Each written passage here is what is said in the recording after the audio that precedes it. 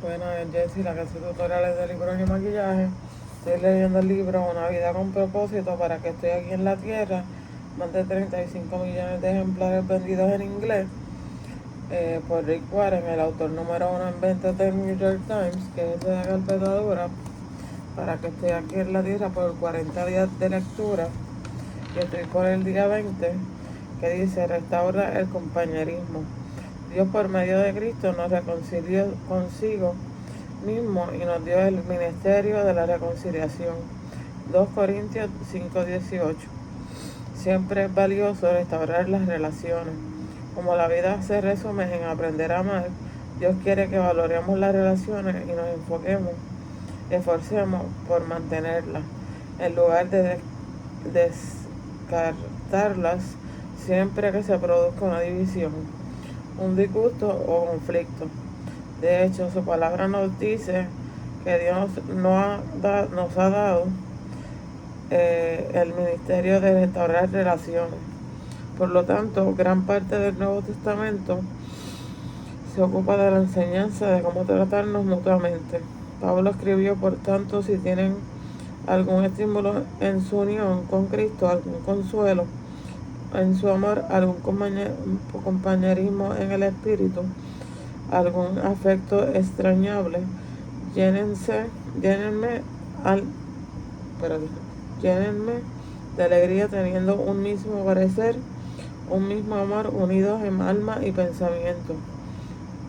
El apóstol nos enseñó que la capacidad de llevarnos bien entre nosotros es señal de madurez espiritual. Como Cristo quiere que su familia sea conocida por el amor que sienten unos por los otros, el compañerismo roto es un mal testimonio para los incrédulos. Por eso Pablo sentía tanta vergüenza de los miembros de la iglesia de Corinto, que se dividían en facciones de distintas tendencias y hasta se demandaban a juicio. Él escribió: digo esto para que les dé vergüenza.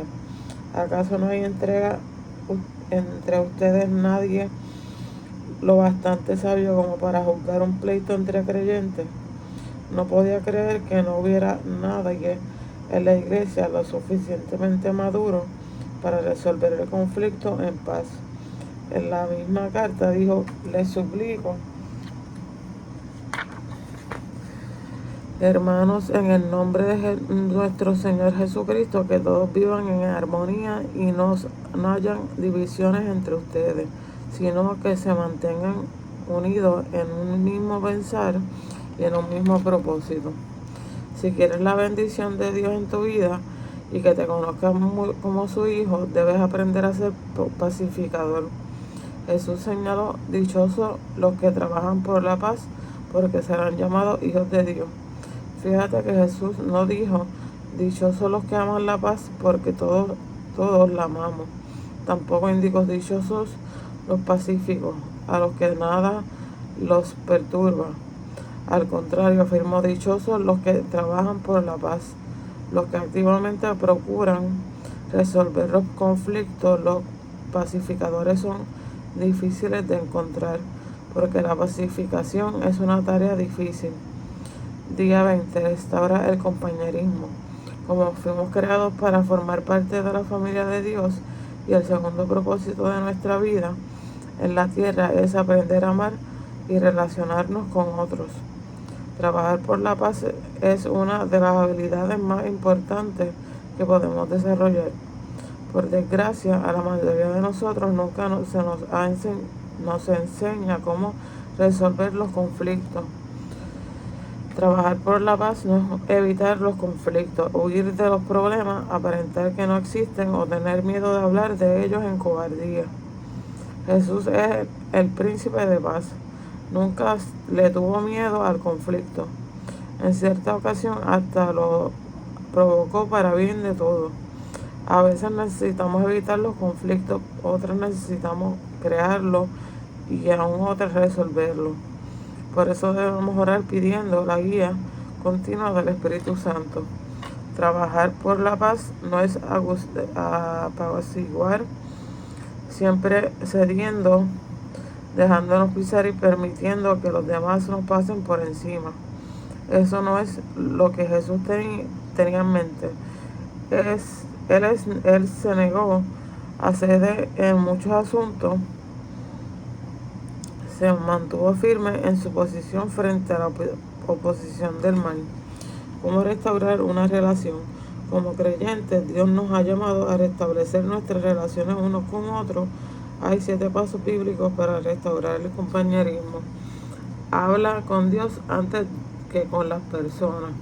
Conversa con Dios antes del problema. Si oras acerca del conflicto antes de irle con el chisme a un amigo, descubrirás que tú o la otra persona cambian de parecer sin ayuda de nadie.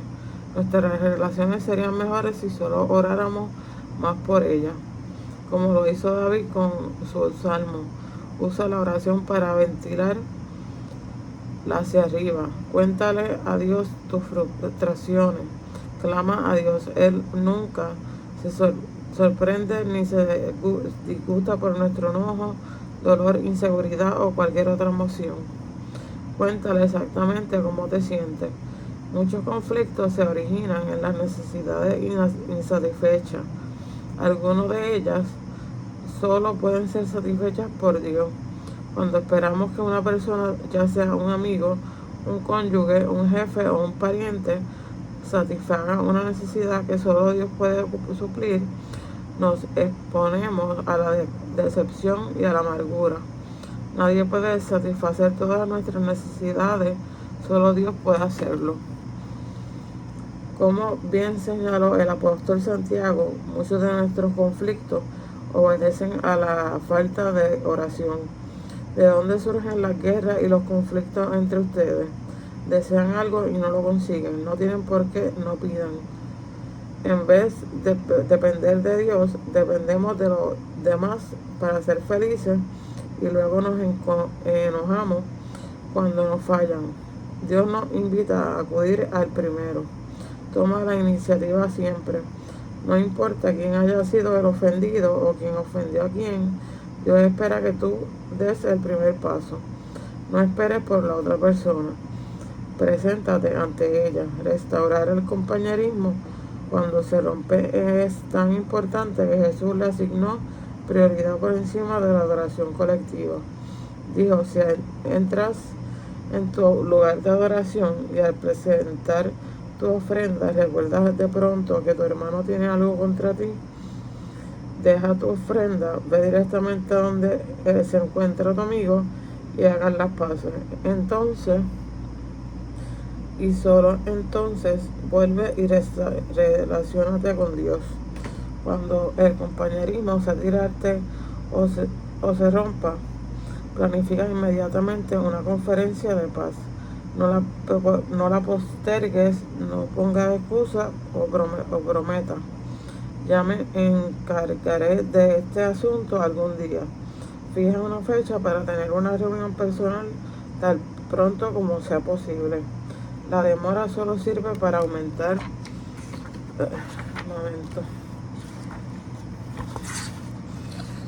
el resentimiento y complicar las cosas.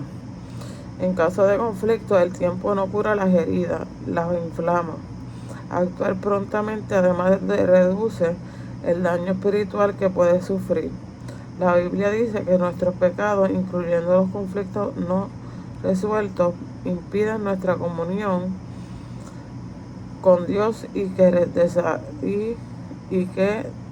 nuestras oraciones sean contestadas. Además de hacernos sentir desgraciados, los amigos de Job le recordaron que preocuparse hasta la muerte con el resentimiento sería una necedad, una insensatez. Así que si así solo consigues lastimarte con tu enojo. El éxito de una conferencia de paz muchas veces depende de escoger el momento y el lugar correcto para reunirse. No se reúnan cuando estén cansados ni cuando puedan ser interrumpidos. El mejor momento es cuando las dos personas se encuentran en un buen estado de ánimo, se Sé comprensivo. Usa tus oídos más que tu boca. Antes de intentar resolver un desacuerdo, escucha atentamente los sentimientos de la otra persona. Pablo aconsejó: cada uno debe velar no solo por sus propios intereses, sino también por los intereses de los demás. El término velar es el vocablo griego skopos, de donde proviene nuestra palabra telescopio y microscopio. Significa ver de cerca. Enfócate en los sentimientos, no en los hechos. Comienza con la compasión, no con la solución. Dios espera que tú des el primer paso. Al principio, no discutas con las personas acerca de sus sentimientos. Solo escucha y permite que se desahoguen emocionalmente sin ponerle a la defensiva. Asiente con tu cabeza para demostrar que entiendes, aunque no estés de acuerdo. Los sentimientos no siempre son infalibles o lógicos. Por el contrario, el resentimiento hace que pensemos o hagamos tonterías. David admitió su equivocación. Cuando mis pensamientos estaban llenos de amargura y mis sentimientos estaban heridos, fui tan estúpido como un animal. Todos podemos actuar bestialmente cuando nos sentíamos lastimados. Por el contrario, la Biblia dice: el buen juicio hace al hombre paciente, su gloria es pasar por alto la ofensa. La sabiduría produce paciencia y se adquiere escuchando otras perspectivas. Cuando escuchamos lo que le decimos a la persona: valoro tu opinión, me interesa nuestra relación y me importas tú. Esto es cierto, me importa saber lo que sabe un amigo porque me importa mi amigo. A fin de restaurar el compañerismo, debemos agradar al prójimo para su bien, con el fin de edificarlo. Aguantar con paciencia el enojo de los demás es un sacrificio, sobre todo si no tienes fundamento. Pero recuerda, eso fue lo que Jesús hizo por ti.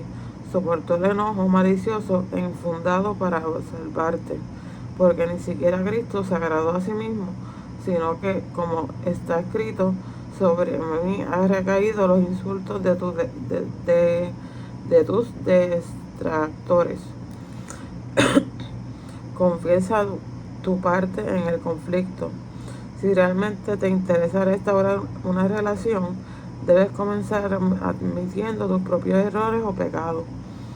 Jesús dijo que debes sacar primero la viga de tu propio ojo y entonces verás con claridad para sacar la astilla de ojo de tu hermano. Como todos tenemos un punto ciego, puede ser necesario pedirle ayuda a un tercero para que te ayude a evaluar tus propias acciones antes de reunirte con la persona con quien tienes el conflicto. Pídele a Dios que te muestre tu parte de culpa en el problema. Pregúntale: ¿soy yo el problema? ¿Soy poco realista, insensible o demasiado sensible? La Biblia dice que si decimos que estamos libres de pecado, lo único que conseguimos es engañarnos. La confesión es una herramienta muy poderosa para la reconciliación. A veces la manera en que tratamos un conflicto produce un daño mayor en el problema original. Cuando comenzamos por reconocer con humildad nuestras equivocaciones, el enojo de la otra persona se apaga y la desarmas, porque posiblemente espera que estuvieras a la defensiva. No te excuses ni culpes al otro. Reconoce con sinceridad la parte que te corresponde en el conflicto. Asume la responsabilidad que te responde por tus errores y pide perdón. Ataca al problema, no a la persona. No es posible arreglar el problema si lo que interesa es encontrar quién tuvo la culpa. Debes optar por una cosa u otra.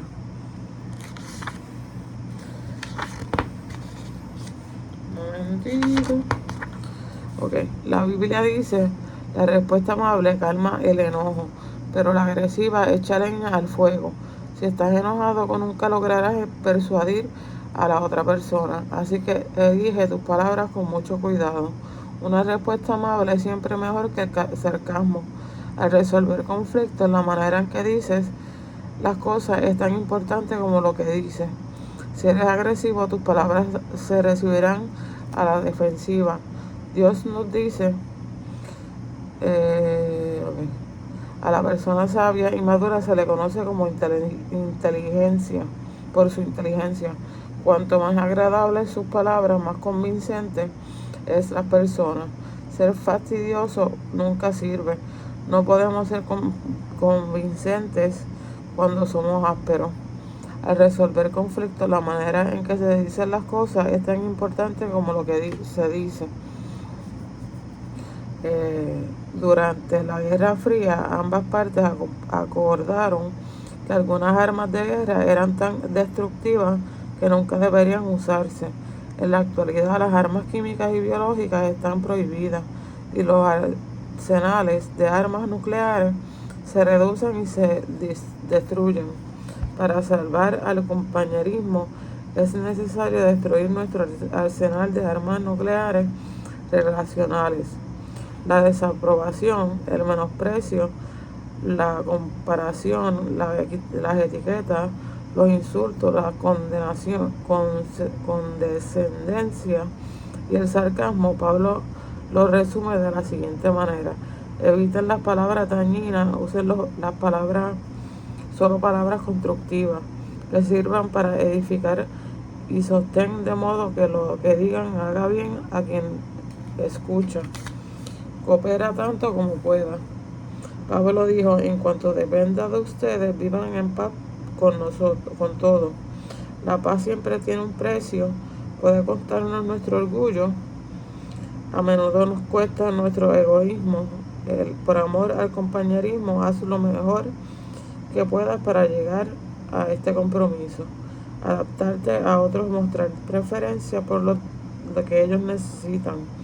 Una paráfrasis de la séptima bienaventuranza de Jesús lo expresa así: ustedes son benditos cuando son capaces de mostrarle a la gente cómo cooperar en lugares de competir o luchar.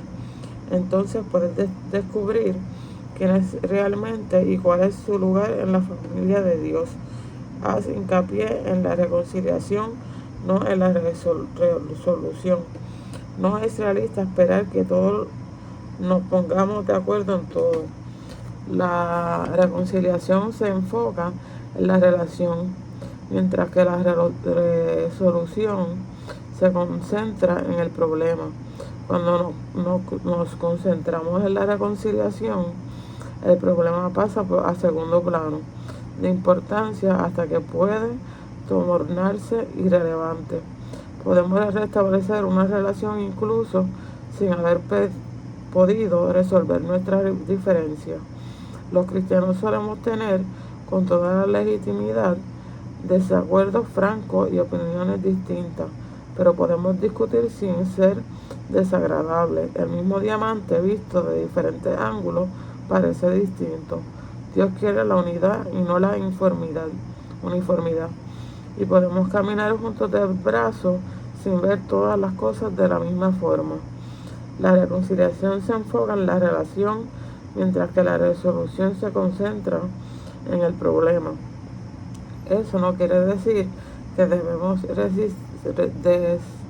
desistir de encontrar una solución. Puede ser necesario que continuemos discutiendo y hasta debatiendo, pero siempre con un espíritu de armonía. La reconciliación consiste en enterrar el arma, no el asunto. ¿A quién debes contactar como resultado de haber leído este capítulo? ¿Con quién necesitas restaurar el compañerismo? No lo postergues ni un segundo. Haz una pausa ahora mismo y conversa con Dios en cuanto a esa persona. Luego toma el teléfono y comienza el proceso. Estos 7 pasos son sencillos, pero no fáciles. Restaurar una relación exige mucho esfuerzo. Por eso Pedro nos exhorta a esforzarnos por vivir en paz unos con otros. Sin embargo, cuando trabajas por la paz, haces lo que Dios haría. Por eso Dios llama pacificadores a sus hijos. Día 20. Pensando en mi propósito. Punto de reflexión. Siempre vale la pena restaurar las relaciones. Versículo para recordar. Si es posible y en cuanto dependa de ustedes, vivan en paz con todos. Romanos 12:18. Pregunta para considerar. ¿Qué debo hoy hacer para restaurar una relación rota? Este es el fin del día número 20. Para la próxima leo el día número 21. No encuentro una cosita. Y este libro, Para que estoy aquí en la tierra, por Rick Warren. Espero que hayan aprendido. Dios los bendiga.